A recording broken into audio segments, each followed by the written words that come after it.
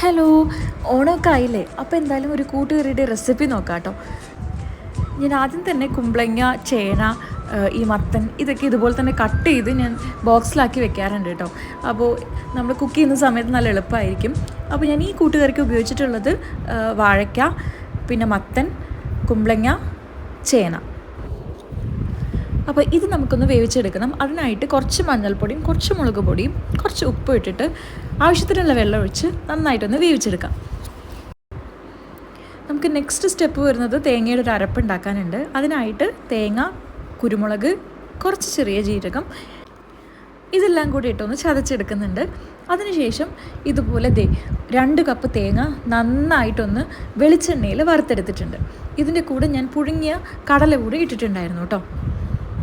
അപ്പോൾ അവസാനം എല്ലാം കൂടെ ഒന്ന് മിക്സ് ചെയ്ത് താളിച്ച് കഴിഞ്ഞാൽ കൂട്ടുകറി റെഡി.